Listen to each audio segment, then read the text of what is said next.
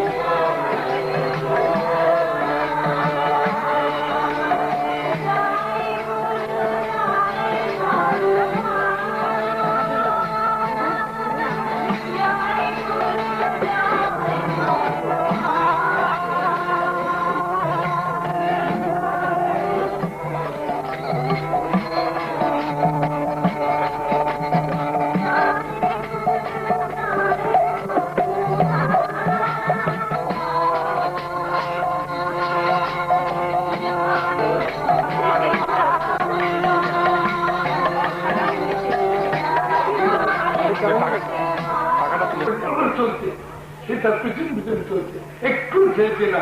আমার বোন এটা বলতে পারছে না যে পর্দার ব্যাপারে শুরু করে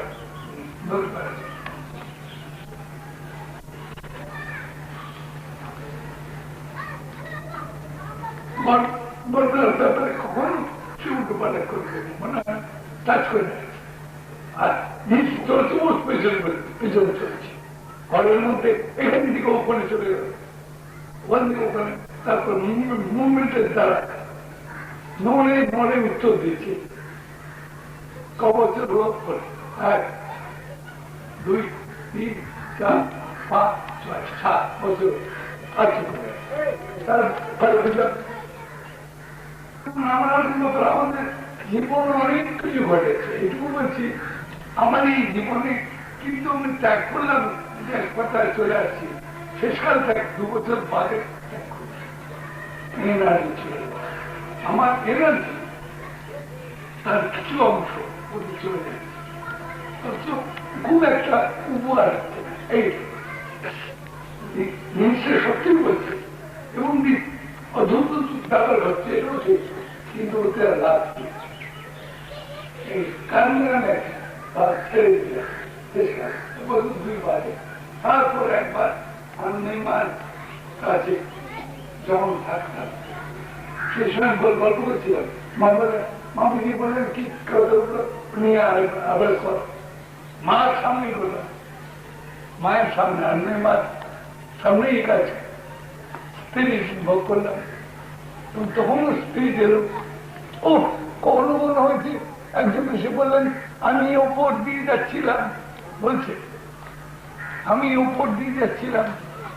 এমন সময় আপনাদের ব্যাপারটা যারা আকৃষ্ট হয়ে আপনি আপনাদের মধ্যে এই যন্ত্রের মধ্যে প্রবেশ করে কথা আমি কিন্তু অন্য লোক, বাইরের লোক। আমি একজন সাধু, একজন বলছে, কেউ বলেছে আমি সাধু, কেউ বলেছে আমি কেউ পুরুষ কেউ স্ত্রী, নানা রকম জীবনে হয়েছে, কোনো একটা উন্নতি হয় না। একটা অদ্ভুত কাণ্ড করে লাভ কি? এইভাবে হয়তো নাম হতে পারে না, হয়তো তারা অনেক কিছু হতে পারে, কিন্তু তখন অল্প বয়স, তখন ধ্যান ধারণা করবো, সাধন ভোজন করবো, ডুব দেব, সমাধি ডুব দেব, এইসব তখন মনের ভিতর ছিল। তখন কাজ সব বন্ধ করে দিলাম। কেন? একেবারে আমি ঈশ্বরে স্পার করবো, ভগবান আছেন কি নেই একবার যায়, এর একটা হেস্তু নষ্ট করে, হেনস্ত না, হেস্তু নষ্ট করে ছাড়বে মনে করছে। আজকে অনেক সময় বলতে ভুলে যায়, ওর 2 ঘন্টা করে বর্তমানে কথা বলতে পারে। সেই কথা বলছি যে আমার সঙ্গে জীবনে একটা টাইম 2 বছর হতে পারে, 2-3 বছর হতে পারে, কদিন মনে নেই, 2-3 বছর হতে পারে। কেননা দোগাছি গ্রামে অনেকবার করেছি, কলকাতা অনেকবার করেছি, শান্তিনিকেতনে অনেকবার করেছি, এখানে অনেকবার করেছি, আরো এক জায়গায় মনে করলে মনে করতে পারি করেছি, এবং বিভিন্ন সময় করে সব শুধু 2-2.5 বছর কি 3 বছর হতে পারে। এর বিষয়ে দোকাশি গ্রাম মনে আছে, আমরা বসেছি ছেলের দল, বেশিরভাগ একজন মেয়ে হয়তো ছিল, বেশিরভাগ বসেছি অন্তত লাইন দিয়ে, 2টো লাইন দিয়ে বসি, অন্তত 15-20 জন বসে। তার মধ্যেই হয়েছে, আরো তার মধ্যেই ঘটেছে এই জীবন, এই ঘটনা ঘটল, এবং যেটা হয় না সেরকম হতে লাগলো, যেটা অঘটন আজও ঘটে, একটা কথা আছে না, দিলীপ রায়ের লেখা একখানা বই আছে, অঘটন আর সবচেয়ে বড় অঘটন, সবচেয়ে গ্রেটেস্ট অ্যান্ড দি স্মলেস্ট, সবটাই সেটা তো বলবো সবচেয়ে বড় বটে আর সবচেয়ে ক্ষুদ্রাতি ক্ষুদ্র বটে, মজার চেষ্টা কি বাজার কোথায় মনে হলো কি জীবনকে রিস্ক করতে পারে। Who can risk the life of this man, this God, for God? I তো দেখি না, একটু দেখি না, হতে পারে এর পায়ে পড়বো, আশা করি আমি পায়ে পড়বো। আমি পায়ে পড়েছি একজনের পায়ের উপর পড়েছি, মাথা রেখেছি, তার নাম মাদার থেরেসা। তাকে আমি দেখেছি এবং পায়ের উপর মাথা রেখেছি, এবং এরকম সাধু সন্ত 2-1 পায়ে পড়েছি, শুধু তার নয়, 2-1 সাধু সন্ত পায়ে পড়েছি, ছেড়ে দাও, এছাড়া পায়ে পড়বো না। অর্থাৎ ভগবানের জন্য বাঁচাই শ্রেষ্ঠ বাঁচে, এটি বাস্তবিক কথা। জীবনের মধ্যে এটি সবচেয়ে বড় কথা। কত কথা আসে, কিন্তু এই কথাই সত্য, এইটাই, এর মতো কথা আমি খুঁজে পাই না। এর চেয়ে বড় বাঁচা আর থাকতে পারে না। আর সবচেয়ে ছোট ভগবান, এটা মনে হয় সবচেয়ে ক্ষুদ্রাতি ক্ষুদ্র বস্তু হলেন ভগবান। কিছু হয়েও, বড় ছোট হয়েও তাকে দেখতে পাই না, তার নাগাল পায় না লোকে, তাকে বুঝতে পারে না, তাকে বুঝতেই পারে না। বুঝতে না পারার মধ্যে তো একটা মহিমা, এই যে তাকে বুঝতে পারে না, Here lies the beauty. Here lies the beauty. সবচেয়ে বেশি করে তিনি আছেন, সবচেয়ে কম করে তাকে বোঝা যায় না। সবচেয়ে বেশি করে যিনি আছেন, সবচেয়ে অল্প থেকে বোঝা যায়, এবং সত্যি কথা বলতে কি প্রায় বোঝাই যায় না। অথচ সবচেয়ে বেশি আছেন, তিনি আছেন শেষকালের। লাস্ট কথা হচ্ছে তিনিই তো আছেন, আর কি করে বুঝবো? সেই তিনি অল ইন অল রেসপেক্ট তিনি আমার কাজগুলি গাইছেন, কি করে বুঝবো তিনি কোথায়? কোথায় গেলে তাকে পাবো, কি মুশকিল বলে সারা দিবসে তিনি আমার সারা দিবসে মারছেন, কোথায় গেলে তাকে পাবো। এমন আশ্চর্য ঘটনা, কেউ বলে দেখুন তো, দেখছো কি আসছে, সেইটি তো মজার ঘটনা। যেটা হতে পারে না সেটি হয়েছে, যেটা হতে পারে হয়, যেটা সবচেয়ে সম্ভব সেটি হয়নি, এটি হয়নি। ইন্টু চলবে, এলাকার ইন্ডাস্ট্রিয়াল বিষয়টা আর দরকার নেই, এলাকার ইন্ডাস্ট্রিয়াল বসে চুপ করে থাকে। সেই বলছি, সেই যে আশ্চর্য তিনি, আর বাস্তবিক এলাকার ইন্ডাস্ট্রিয়াল বসাও আর না বসাও, তারপরে তারপরে তারপরে তারপরে এই তো মুশকিল হয়েছে আমার। কিন্তু ওই লাইনেই চিন্তা করি আমি, কিন্তু ওই লাইনেই চিন্তা করি, অর্থাৎ অনন্ততা সম্বন্ধে যে কনসেপশন, অনন্ত অনন্ত অনন্ত অনন্ত, সেই সম্বন্ধে যে কনসেপশন, সেইটাই আমি ভাবি, আমি সেই কথাই ভাবি। আমি হিন্দু নয়, কখনো হিন্দু নয়, আর এবারে হিন্দু, আমি পরিষ্কার বলে দিচ্ছি আমি হিন্দু নয়, পরিষ্কার সর্বজন সমক্ষে আমি প্রতিজ্ঞা করে বলতে পারি আমি হিন্দু নয়।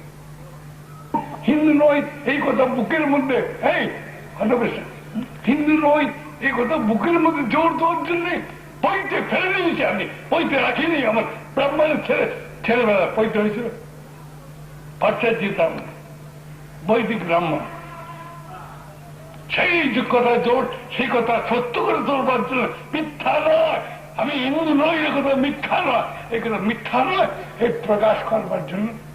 খ্রিস্টান আমি, ইহুদি আমি, সব আমি, ব্রাহ্মণ, হিন্দু বটে ব্রাহ্মণও বটে।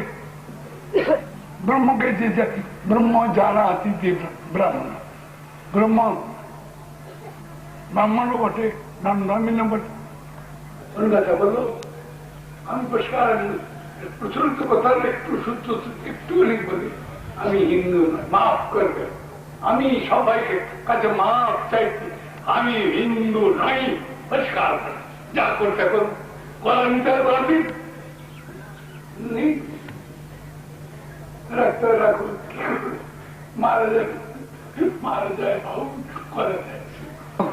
তাদের সঙ্গে করেছি বললেও আমি বলছি আমি হিন্দু, কি করবো, যা করতে করবো, মা কালী তো মা কালী, আর কিছু অসুবিধা বোধ করলে যদি বলেন কিছু করবার করবি, মারা যায়, বহন করে দেয়, আমি হিন্দু। সোজা কথা, পরিষ্কার কথা, আগে বলে গেলাম আমি হিন্দু নই।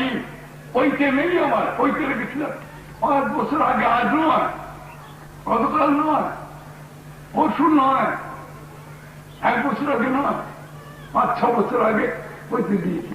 সেই পৈতে এখনো লটকে আছে, পেরে যেগুলো রাজুর বাড়িতে থাকি, রাজুর সেই ঘরে এখনো লটকে আছে। এবং তাছাড়াও তার সঙ্গে অনেকবার কাজ করেছি, আমি আমার সঙ্গে গল্প করেছেন আমার সামনে, আমি আমার সঙ্গে উনি বসে খুব আনন্দ করেছেন, সেটাও দেখেছি। কিছু হয়েছে, রাস্তাতে ওটা দেখা যাচ্ছে, গলি দিয়ে যাচ্ছেন, উনি এক পা তার অন্যরকম ছিল, কাঁধে করে নিজে দোষে দেখেছি, সবই দেখেছি। সেই যা ওটা বাদ দিয়েছে বলছি, আমি যা বললাম হাত জোর করে আপনাদের দেখছি, আমাদের বড় এর মধ্যে বাহাদুর করবো কিছু নেই, আমি তবে একদম নাই, একদম নাই। ভরসা করে চেঁচাই রামকৃষ্ণ পরমহংস 51 বছরের দেহত্য করেছে, আর বিবেকানন্দ 39 ইয়ার, সেই দুটো খুব জোর করে রেখে দিয়েছে, সেই দুটো শব্দ খুব জোর করে রেখে দিয়েছে।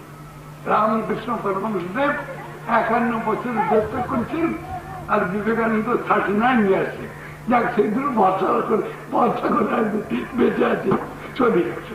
তারপর যায় বললাম রামকৃষ্ণ বেগম কার সঙ্গে নিজেকে জড়াচ্ছিল ছিল, আমি যা চাই, আমি যেমন তেমন, আমি যেমন তেমন। এইটুকু বললাম, এখানে এখন কেন শেষ করলাম, আরেকবার বলতে পারি, এখনই আমার জীবনের এখনকার মতো কথা এখানে শেষ করলাম। গান টান কি গাইবি মা? তোরা গাইতে বল। শ্রী মা এসেছেন এখানে, আমাদের গুরু মা, তাকে আপনারা এখানে দেখতে পাচ্ছেন।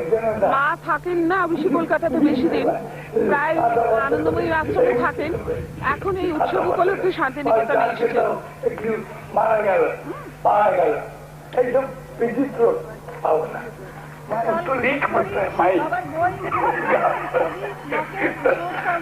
নিয়ে বসি বাবার এই প্রচার বিভিন্ন ভাষায় লেখা বই, স্বরলিপি সমেত গানের বই রয়েছে। বাবার জীবন কথাও বেরিয়েছে, কোনো ছাপা হয়নি, তাও গানের বইও রয়েছে। তুমি ডাক দিয়েছে বইটা, গানের বই রয়েছে, আরো স্বরলিপি সমেত বই রয়েছে। বিভিন্ন ভাবে লিখছেন গান, প্রবন্ধ, ছোট গল্প, কবিতা।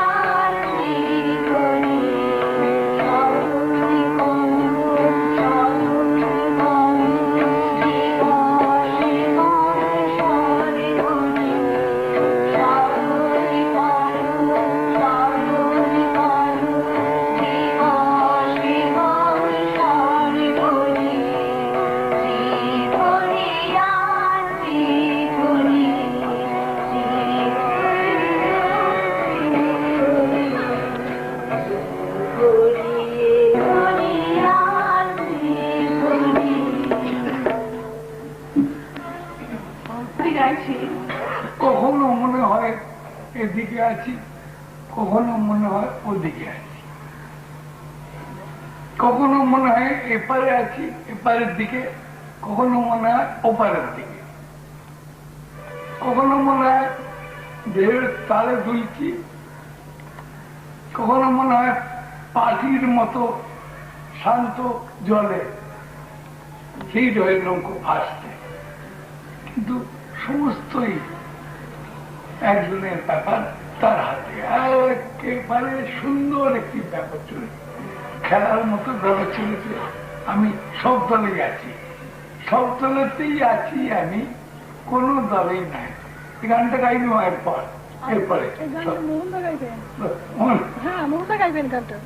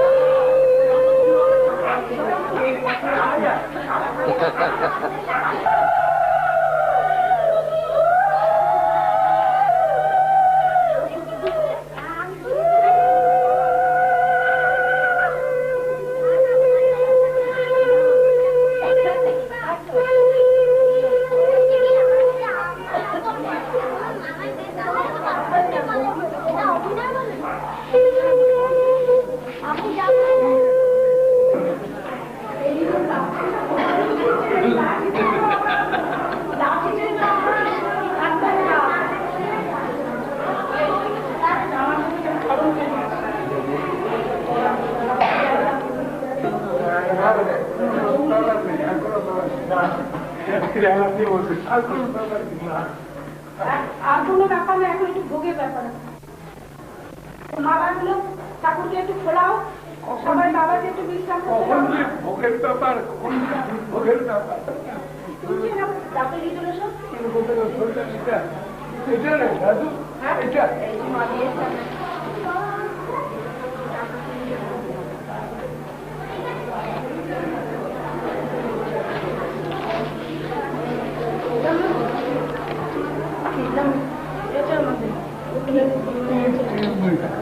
দোকানে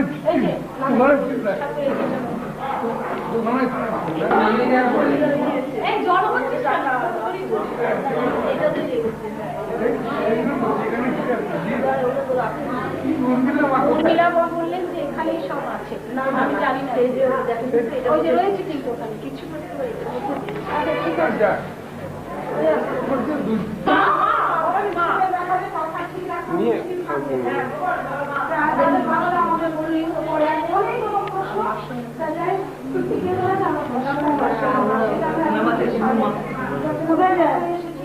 যাচ্ছ কেন?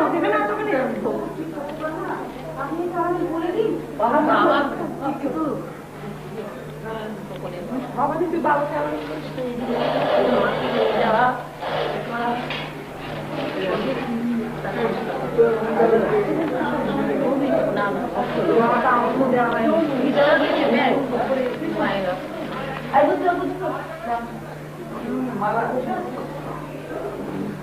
এই আসনটা বাবার না? বাবার আসন। এই যে দাদা এখন নেবেন, মালা দেখছে নেবেন।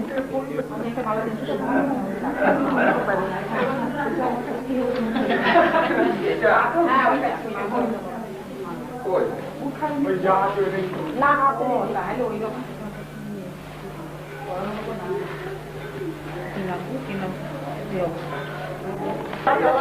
গিয়েছিলেন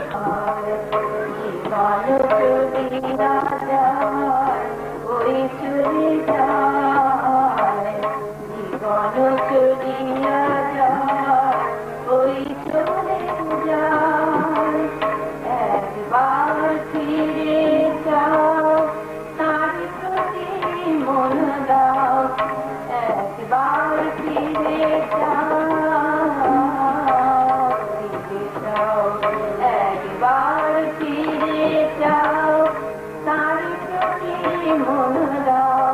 you.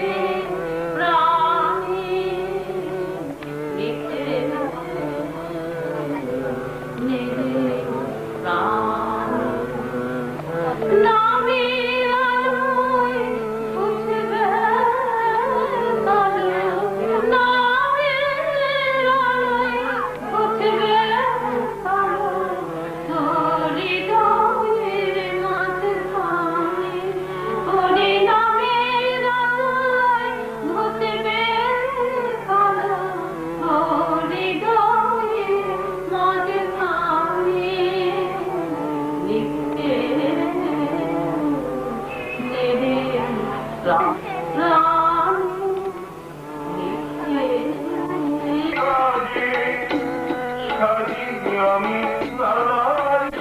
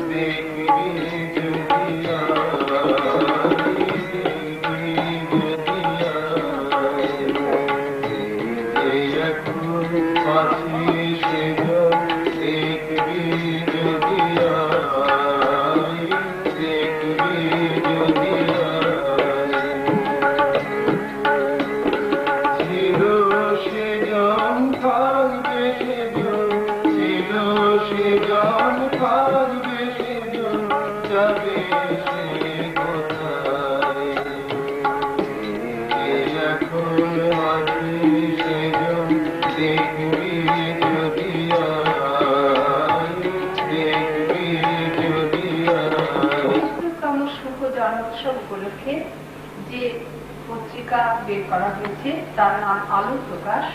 তাতে ছাপানো হয়েছে শ্রী অভয়জির মন্তব্য, ছোট্ট মেয়ে পূর্ণিমার সম্পর্ক। পূর্ণিমা ছোট্ট মেয়ে, আমাদেরই গুরুভগ্নী। এটি আমি বলছি। শ্রীমতী পূর্ণিমা দেবীর লেখা একখানি চিঠিকে আমি ভুল টুল সংশোধন করে আবার লিখছি, অর্থাৎ লেখাচ্ছি। শ্রীমতী পূর্ণিমা আমার একটি ছোট্ট মা, কিন্তু খুব ভালো মা। অনেক অনেক লোক দেখেছি, কিন্তু এই বয়সে এতখানি বুদ্ধি সম্পন্ন অথচ শিক্ষাবিহীনা এমন একটি ছোট্ট মেয়ে আমার চোখেই পড়েনি।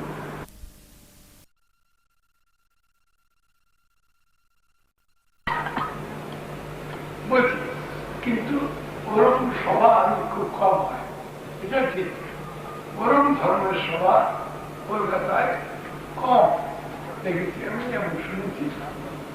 এটা শাসনের বললাম মতে একজন সন্ন্যাসীর পক্ষে এরকম একটা সভাকে দাঁড় করানো এবং 1 মাস ব্যাপী, বুঝলেন কি অবস্থা, এরকম একটা বিরাট সভা 1 মাস ব্যাপী এবং চরম অবস্থাতে অন্তত 5,000 লোক তো বটে, আর বেশি হবে, 7,000-8,000 লোক, 10,000 লোক তো বটে, এরকম বিরাট ভিড় হয়।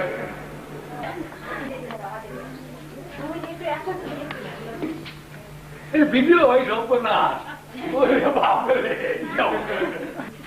ভোটকে দিয়েছ, ভোটকে দিয়েছ।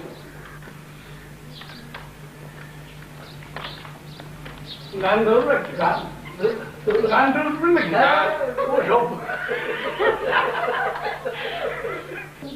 গান ধরবো না,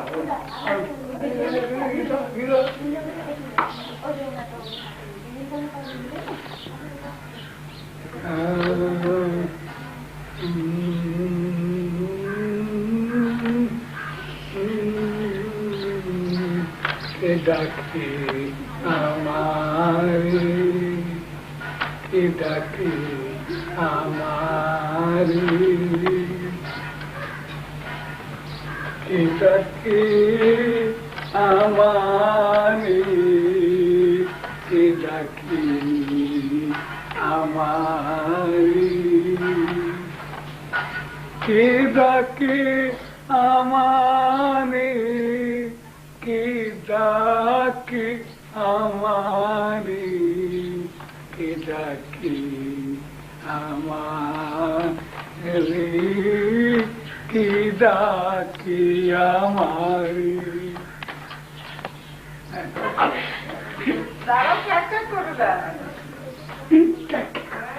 বাবা, এর আসল পরিচয় তো দিদি আপনার কাছে শুনে চলে যান।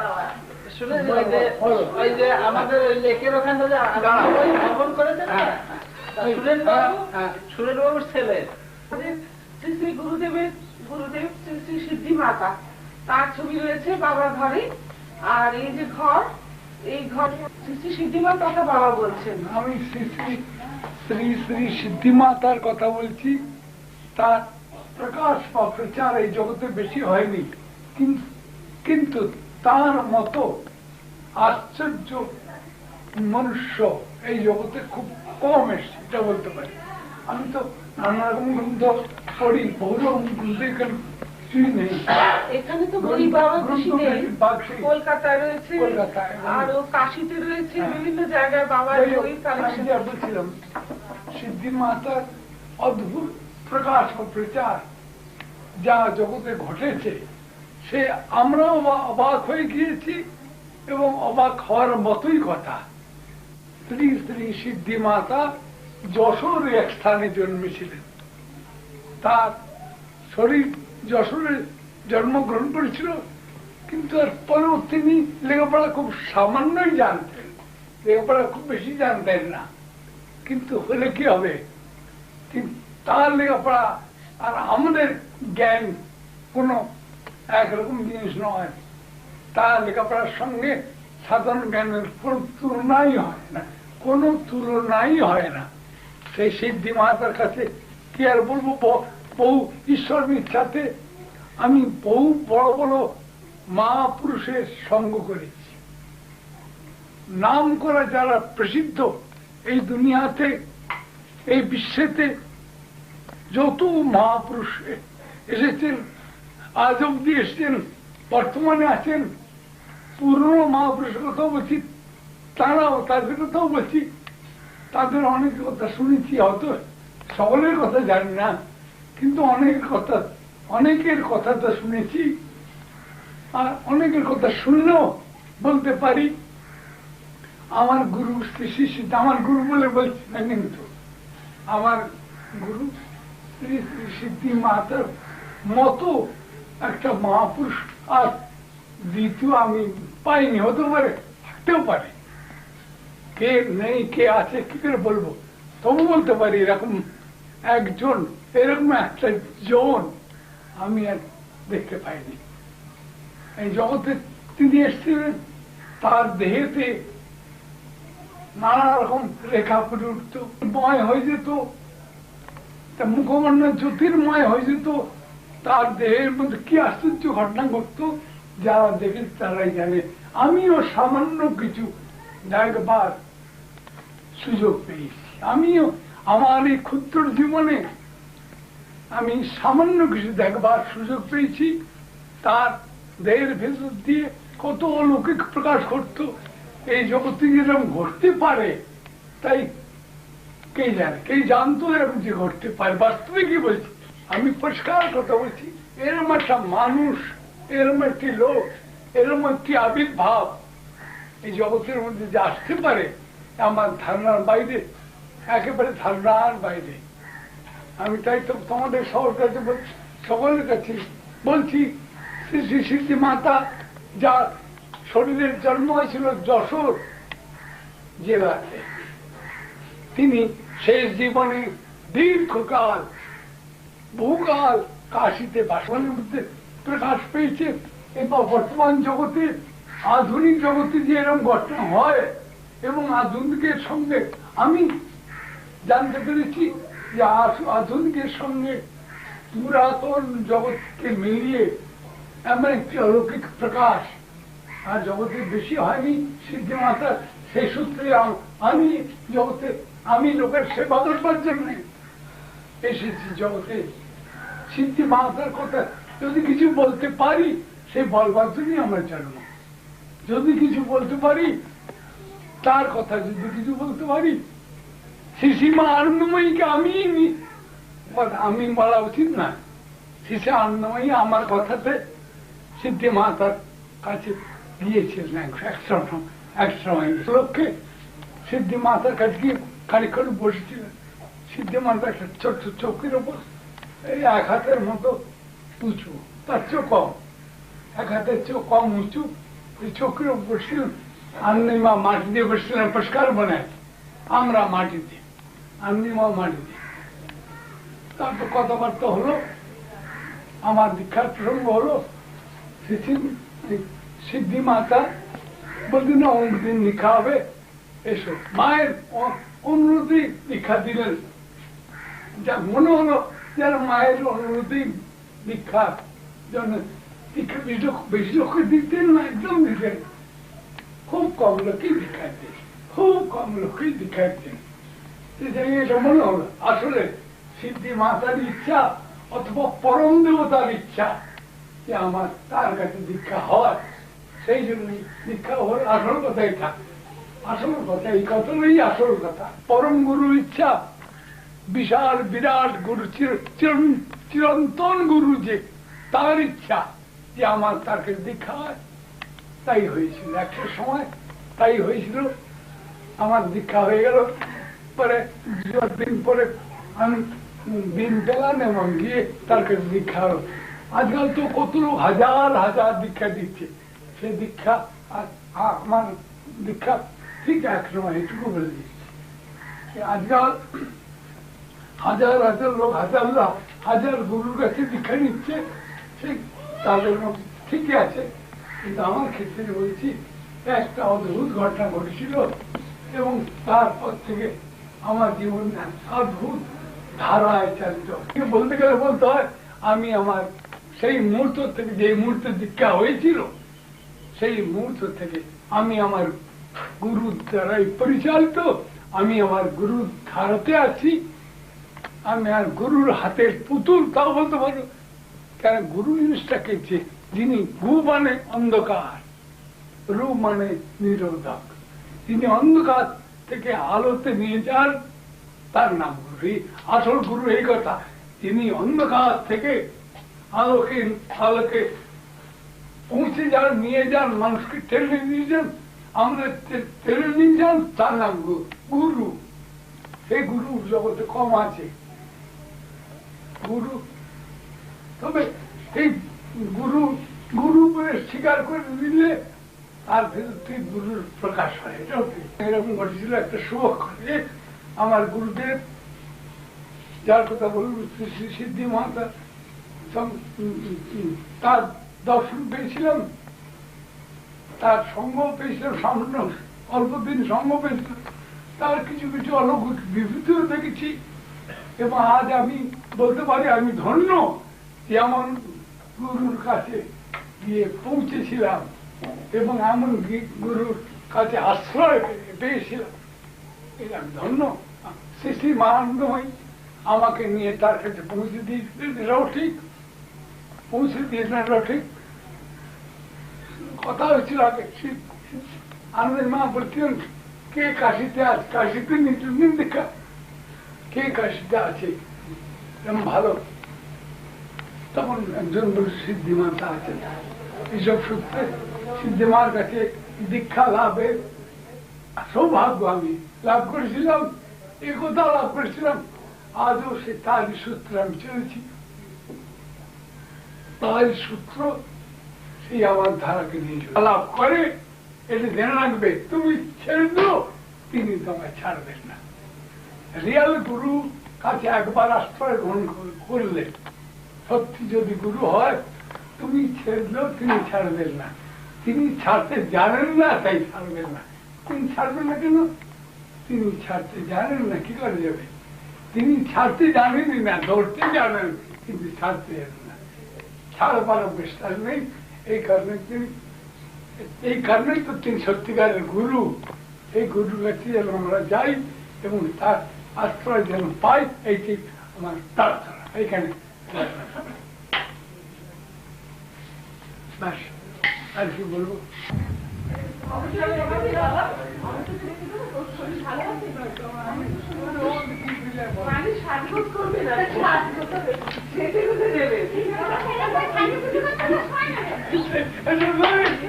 সেই মন সাজালি, তবে কেন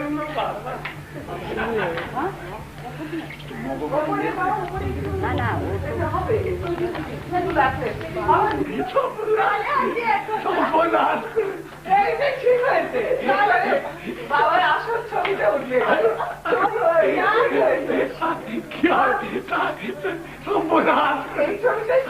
আমি তো শুরু করেছে বাবা। আচ্ছা শোনো ভাই, এবার সবার কাছে হাত জোড় এই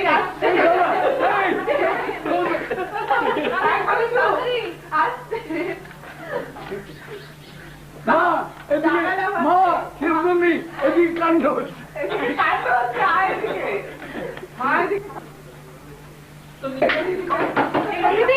এবার লাগবে, যা তো লাগবে তাই লাগবে।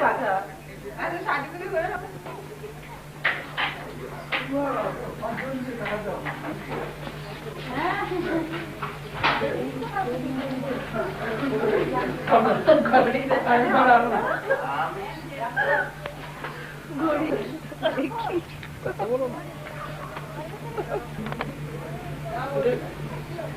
আমাদের এই শান্তিনিকেতনের কেন্দ্রটি বেশ কয়েক বছর হলো হয়েছে। আমাদের গুরুগণ অনন্তাদি এবং প্রজ্ঞাদি এই সংস্থার বিশেষ কর্মী, তারা দুজনই বহু বছর আগে এই জমিটা কিনে রেখেছিলেন। তারপরে ঠাকুরেরই ইচ্ছা এই কবছর ধরে এখানে এই সেন্টারটা হয়েছে। এই যে আমরা এখানে ছবি তুলছি, আমাদের গুরুমা শ্রী শ্রী যমুনা দেবী এখানে বসে আছেন, তারই সামনে আমরা কয়েকজন বসছি। মা যখন আসেন আমাদের গুরুমা, তখন এই যে খাটে শুয়ে আছেন এই ঘরেই থাকেন, কখনো পাশের খাটেও থাকেন। আর জন্মোৎসবে এখন আমাদের অনেক ভাই বোনরা এসছে, বহু ভাই বোনের ছবিও এখানে তোলা হয়েছে। আর এই যে মেয়েদের বিল্ডিং, আস্তে আস্তে আমরা এর আগে অনেক রকম পরিস্থিতিতে আমরা কাটিয়েছি দিনকে দিন। এখন সামনে বারান্দাও সিমেন্ট হয়েছে, আস্তে আস্তে এই মাটির বাড়িতেই ক্রমেই উন্নতি হচ্ছে। আর এই সংস্থাতে আমাদের শান্তিনিকেতনে যে কাজ চলেছে, এখানকার বহু জ্ঞানীগুণী ব্যক্তি বাবার কাছে আসেন, ঠাকুর শ্রী অভয়জির কাছে এবং আমাদের মার কাছে। এই উৎসবে বহু লোক এসছেন, আজকেও আমাদের অনুষ্ঠান চলেছে। এখন 9টার পর থেকেই বিশেষ অনুষ্ঠান চলবে ওদিকে, বাবা অবশ্য কিছুক্ষণ পরেই যাবেন। আর প্রতিদিন এখানে বাবা যখন থাকেন তখন সান্ধ্য অনুষ্ঠান হয়। আর সকালবেলাও যখন জ্ঞানীগুণী ব্যক্তিরা আসেন তখন কখনো গান, কথা, চিঠি লেখা, প্রবন্ধ সব চলতে থাকে। আর এই বারান্দায় বাবাও মাঝে মাঝে আসেন, আমাদের ভাইরাও আসেন। এখন তো বহু লোকই রয়েছে, তাছাড়াও আর মা যখন আসেন মা এই ঘরেই থাকেন। পরে যে বিল্ডিং হয়েছে বাবার জন্য, সেখানে বাবা লেখাপড়া এবং কাজ করেন। কটা পাশেই হচ্ছে বাবার ঘর। আর এই আমাদের সংস্থাতে আমরা যে আপনারা আমাদের মাকে দেখছেন, যখন প্রথম বাবা কাজ আরম্ভ করেছিলেন তখন কিন্তু এই সংস্থায় আমরা মার সঙ্গে থাকিনি, মাই এই সংস্থার কাজে কিন্তু বহু সাহায্য করেছেন।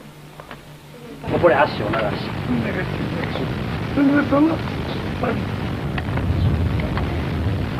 বাবা আস্তে আস্তে আনন্দ বেলা দেখো সব তাকিয়ে। আবার এটাও বই, যে কোনো মা পুরুষের জীবনই আমার প্রিয়। যে কোনো মা পুরুষ জগতের, মুসলমান হোক, খ্রিস্টান হোক, মুসলমান, খ্রিস্টান, বুদ্ধিস্ট, যে কোনো মা পুরুষ হলেই আমার প্রিয়। তিনি আমার প্রিয়, তিনিও আমার প্রিয়। তাই এইসব বই আমি রাখি এবং পড়ি। বললাম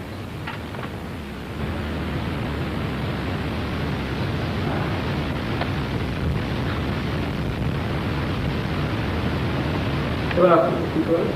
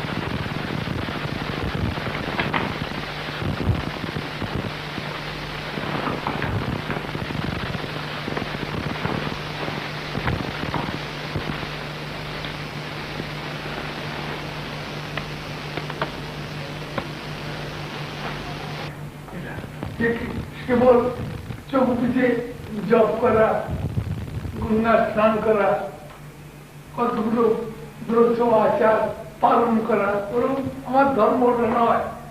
আমার ধর্ম সায়েন্সকে মিলিয়ে, সায়েন্সের সঙ্গে সম্বন্ধযুক্ত ভাবে, বিজ্ঞানের সঙ্গে এক হয়ে আমার যে ধর্ম, আমার ধর্ম পরম জ্ঞান। এটি আমার প্রকৃত ধর্ম এবং এই ধর্মেরই আমি ধর্মী, এই ধর্মেরই আমি ধর্মী। এ কথা চিরকাল চলে আসছিল। তার মধ্যে অনেক সময় অনেক জায়গায় দেখেছি, অনেক কি বলতে খারাপ লাগে, ভুল রয়েছে, অনেক ভুল রয়েছে। সব জায়গায় থাকুক না, অনেক জায়গাতে ভুল রয়েছে। সেই ভুলগুলো যাতে না থাকে, আমরা প্রকৃত ধর্মের দিকে যাতে করতে পাই, সেইটাই হচ্ছে আমাদের উদ্দেশ্য। ধর্ম ধীর ধাতুর মন প্রত্যাগ করে ধর্ম, যেটা ধরে থাকে সেটি ধর্ম। আসল আমাদের ধর্ম এটা আমাদের অভয় চেতনা, অভয় চেতনা পরমার্থ কীর্তন সভা থেকে বেরিয়েছে, এই বছরে বেরিয়েছে। এটা আমি বিশেষভাবে দেখছিলাম কিভাবে এটা বেরিয়েছে, এটা আমি দেখছিলাম। এটা বটে সব রকম নিয়ে পড়ি, কত রকম জাতির নিশ্চয়তা নেই। চতুর্থ খণ্ড আমার কাছে হাতের মধ্যে এখন রয়েছে, চতুর্থ খণ্ড। জাতির পূর্বের কোন জন্মে আমি একজন নাগা সাধু ছিলাম, এ কথা আনন্দমা শুনেছি এবং প্রকাশ পেয়েছে কোনোভাবে না কোনোভাবে একথা আমার কাছে প্রকাশ পেয়েছে। এই সপ্তমী নর্মদা, এই নর্মদা নদী আমার অত্যন্ত প্রিয় নদী।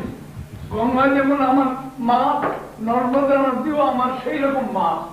এবং মা শুধু নয়, নর্মদা নদী আমার অত্যন্ত প্রিয় নদী। তাই আমি এটাও করি, আমি সপ্তমী নর্মদাও করি, গঙ্গাও। প্রত্যেক নদীকে আমি বিশেষভাবে সম্মান করি, প্রত্যেকটি নদীকে আমি বিশেষভাবে সম্মান করি। নর্মদা, সিন্ধু, কাবেরী ও দেশের অন্য 9 নদী, আরো বিলেতের নদী একই। আমার কাছে কোনো পার্থক্য, কিছু মাত্র পার্থক্য আমার কাছে কিছু নেই। যে কোনো দেশের যে কোনো ধর্মকে আমি মানি, যে কোনো ধর্ম আমার কাছে একই মূল্য বহন করে। হিন্দু ধর্ম বিশেষ ধর্ম, প্রধান ধর্ম, এটা আমি বলি না, আমি বলি না। হিন্দু ধর্ম বিরাট ধর্ম, তেমনি মুসলমান ধর্ম কম ধর্ম নয়, তেমন খ্রিস্টান ধর্ম আমার কাছে কিছুমাত্র কম ধর্ম নয়, তেমন বৌদ্ধ ধর্ম, সেই ধর্ম আমার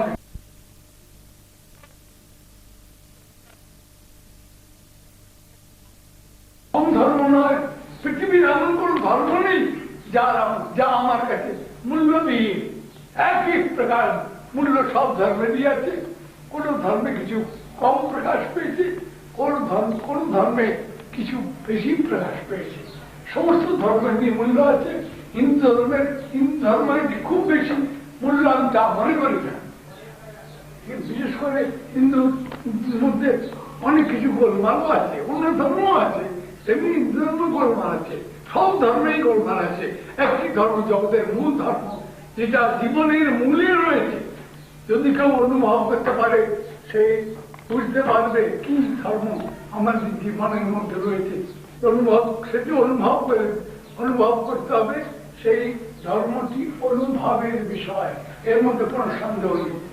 এই আমি পড়ি এরকম অন্যান্য গ্রন্থ এই যে রয়েছে, শ্রেষ্ঠ লেখকের শ্রেষ্ঠ গল্প পাথেয় ব্রহ্মচারীজির লেখা মানা মণি মঞ্জুষা, কেন পলিটিক্সের বই অতুল্য ঘোষ, পলিটিক্সের বইও পড়ি, আমি সবই পড়ি। এসব বই মৃত এটাও পড়ি। অত্যন্ত আমি একার যোগ ব্যায়াম করতাম। দু কোর্স আমি শেষ করেছি, দুটো কোর্স, দুটো পরিক্রমা শেষ করেছি।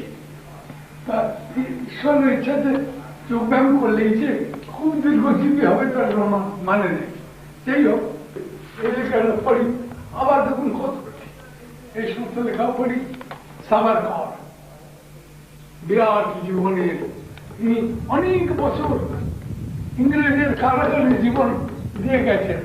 ইংরেজের কারাগারে এও আমার খুব প্রিয় বই, এটাও পড়ি। প্রভাব গ্রন্থ, কি আশ্চর্য ব্যাপারের ভিতর দিয়ে কাটছে সে কথা বলতে পারি না। তুমি এই জায়গাটা এখান থেকে দেখা যায়, এখান থেকে দেখা যায় শান্তিনিকেতনের এটি একটি বৈশিষ্ট্য। এই অপূর্ব দৃশ্য, চারিদিকে এইদিকে সাঁওতাল পল্লী, অদ্ভুত সাঁওতাল পল্লী, ডান দিকে, হ্যাঁ এইদিকে সাঁওতাল পল্লী, এই যে সব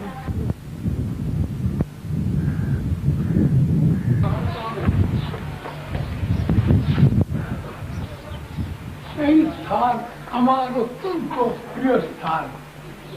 শান্তিনিকেতন আমার অত্যন্ত প্রিয় স্থান।